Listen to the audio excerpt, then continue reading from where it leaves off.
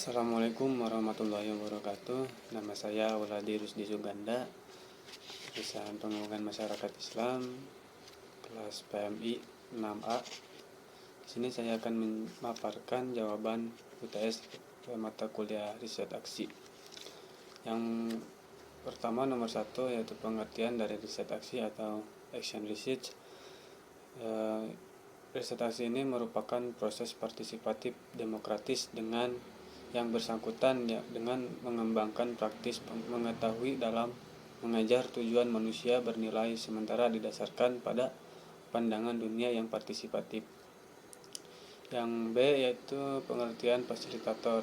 Fasilitator ini adalah orang yang memberikan bantuan dalam memperlancar proses komunikasi sekelompok orang sehingga mereka dapat memahami atau memecahkan masalah bersama-sama.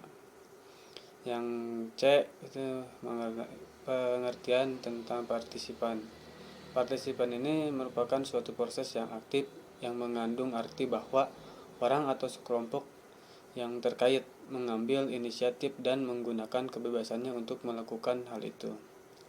Yang terakhir yaitu lobby dan negosiasi. Lobby merupakan melakukan pendekatan secara tidak resmi atau pendekatan awal yang menjurus ke suatu tujuan yang menguntungkan baik satu ataupun kedua belah pihak yang sedang berunding. Negosiasi adalah sebuah kegiatan yang dilakukan untuk menetapkan keputusan yang dapat disepakati dan diterima oleh kedua belah pihak dan menyetujui apa dan bagaimana tindakan yang akan dilakukan di masa mendatang. Nomor 2 yaitu kenapa relasi belajar riset aksi harus dengan subjek-subjek. Karena subjek-subjek ini adalah pihak-pihak yang akan dijadikan sebagai sampel penelitian. Subjek ini juga membahas karakteristik subjek yang digunakan dalam penelitian, termasuk penjelasan mengenai populasi dan sampel yang akan digunakan. Dengan metode penelitian riset aksi, maka subjek yang diteliti akan memperoleh manfaat secara langsung dan proses penelitian dari hasilnya. Kemudian yang nomor 3 yaitu siklus riset aksi Sisdamas. Pertama itu ada soswal dan juga rempuk warga atau RW. Sosialisasi awal ini dilaksanakan pada pertemuan formal pertama oleh masyarakat sebagai hasil transek atau observasi peserta. Rembuk warga merupakan proses upaya mendorong masyarakat agar pelaksanaan penyepakatan bersama untuk melaksanakan program pemberdayaan masyarakat bersama peserta PLT atau KKN Sisdamas secara lisan dan juga tulisan. Yang kedua yaitu refleksi sosial. Masyarakat bercermin tentang kondisi dirinya dengan dialog ataupun dengan focus group discussion. Kemudian mahasiswa ini berfungsi sebagai fasilitator. Kemudian terus teknik focus group discussion ini dilakukan oleh kelompok kecil minimal 11 orang secara partisipatif dan demokratis. Yang terakhir dokumentasikan setiap proses yang dilakukan untuk bahan laporan. Yang ketiga yaitu pemetaan sosial. Proses penggambaran masyarakat yang sistematik serta melibatkan pengumpulan data dan informasi mengenai masyarakat termasuk di dalamnya profil dan masalah sosial yang ada pada masyarakat.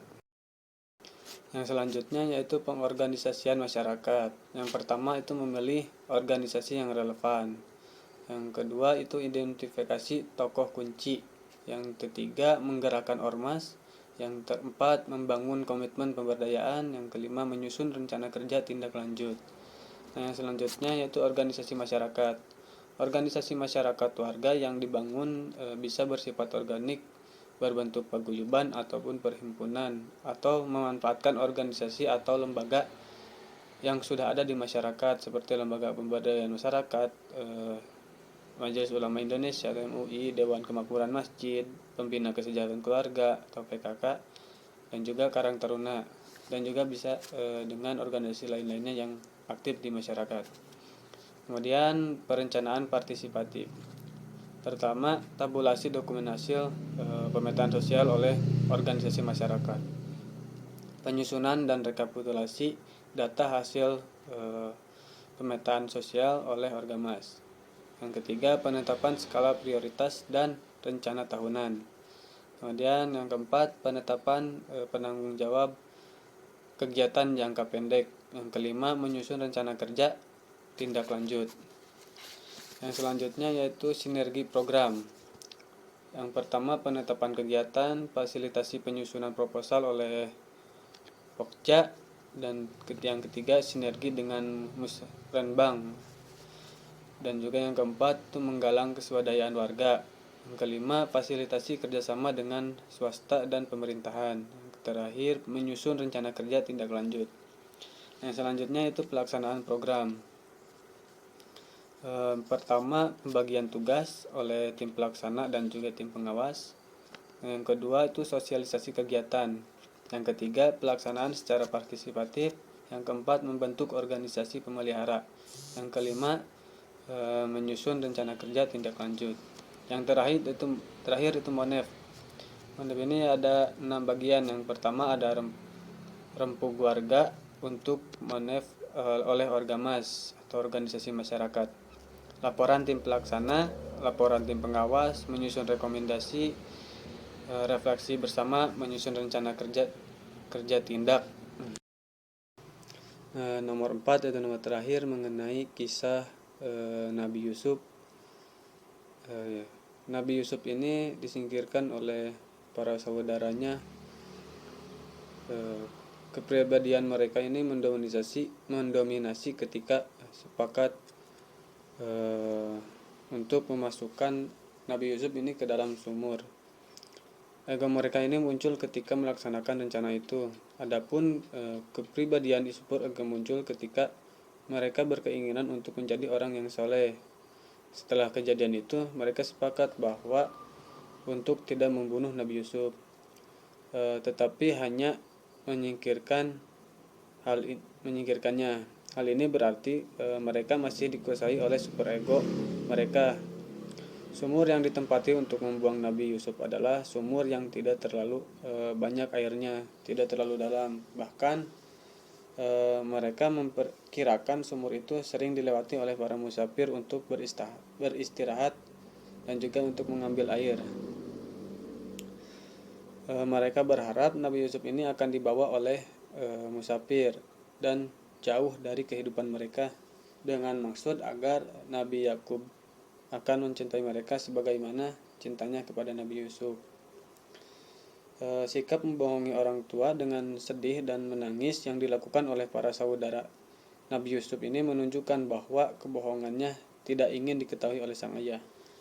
Dan karena itu mereka berusaha menutupi dengan membawa bukti baju Nabi Yusuf yang berlumuran darah.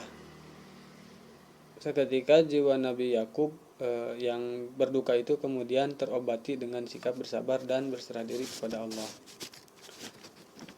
Kisah dibuang Nabi Yusuf ini ke dalam sumur.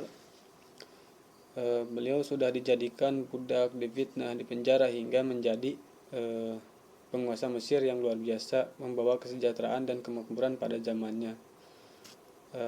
Itu merupakan sebuah kisah singkat dan perjalanan hidup Nabi Yusuf yang digambarkan dalam Al-Quran dan disajikan secara apik dalam sebuah pilar tersebut. Pemberdayaan yang dilakukan oleh Nabi Yusuf ini berawal dari penafsiran mimpi raja. Nabi Yusuf ini menjelaskan bahwa mimpi itu adalah peringatan dari Sang Pencipta akan terjadinya masa 7 tahun masa subur dengan yang melimpah, serta 7 tahun berikutnya itu masa paceklik di mana sungai Nil ini mengering. Kala itu sungai Nil ini menjadi sumber air yang mengairi lahan-lahan tanaman.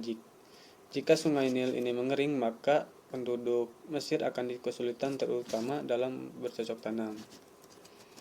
Salah satu rekayasa sosial yang dilakukan oleh Nabi Yusuf dalam film tersebut, Nabi Yusuf mengkondisikan masyarakat agar bercocok tanam selama 7 tahun yang subur itu. Nah, setelah dipanen hasilnya agar disimpan dengan baik sebagai persediaan untuk masa 7 tahun paceklik. Nabi Yusuf mengarahkan agar biji-bijian dan gandum tidak dipisahkan dari tangkalnya atau dari akarnya sehingga bertahan lebih awet. Beliau juga memerintahkan agar masyarakat ini memakan hasil panen itu sekadarnya, tidak berlebihan. Atas rekayasa sosial itulah yang dilakukan oleh Nabi Yusuf, masyarakat Mesir memulai persediaan pangan selama musim kemarau terjadi dan mereka tidak kelaparan. Setelah hujan datang kembali, masyarakat dapat bercocok tanam kembali dan menikmati hasilnya. Raja pun mengapresiasi rekayasa sosial yang dilakukan oleh Nabi Yusuf dan membebaskannya dari segala dakwaannya. Bahkan raja mengangkat Nabi Yusuf menjadi orang dekatnya. Ia menjadi bendahara negara karena kemampuannya yang pandai menjaga harta dan berpengetahuan tentang hal tersebut. Rekayasa sosial adalah suatu upaya dalam rangka transformasi sosial secara terencana atau sering disebut dengan social planning. Istilah ini mempunyai makna yang luas dan pragmatis. Objeknya adalah masyarakat menuju suatu tatanan dan sistem yang lebih baik sesuai dengan yang dikehendaki oleh sang perekayasa.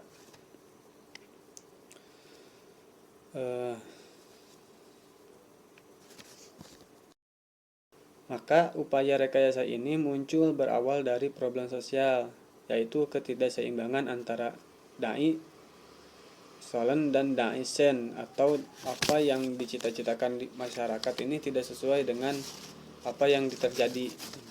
Berdasarkan teori rekayasa sosial yang disampaikan oleh Jalaluddin Rahmat, maka dapat disimpulkan bahwa tahapan pemberdayaan yang dilakukan oleh Nabi Yusuf ini berawal dari munculnya problem sosial berupa peringatan dari Allah Subhanahu wa taala melalui mimpi raja yang akan terjadinya 7 tahun dengan air yang subur dan melimpah serta 7 tahun berikutnya musim paceklik di mana sungai Nil ini mengering. Oleh karena itu Nabi Yusuf melakukan social planning atau perencanaan sosial berupa masyarakat ini diminta oleh Nabi Yusuf alaihissalam untuk bercocok tanam selama 7 tahun yang subur itu. Setelah dipanen hasilnya agar disimpan dengan baik sebagai persediaan untuk masa 7 tahun musim paceklik. Alhasil Nabi Yusuf berhasil menyeimbangkan antara dasalan dan dasen atau apa yang dicita-citakan di masyarakat tidak sesuai dengan apa yang terjadi, sehingga tidak menjadi sebuah problem sosial lagi di masyarakat. Inilah tahapan pemberdayaan yang dilakukan oleh Nabi Yusuf alaihissalam. Mungkin sekian, terima kasih. Wassalamualaikum warahmatullahi wabarakatuh.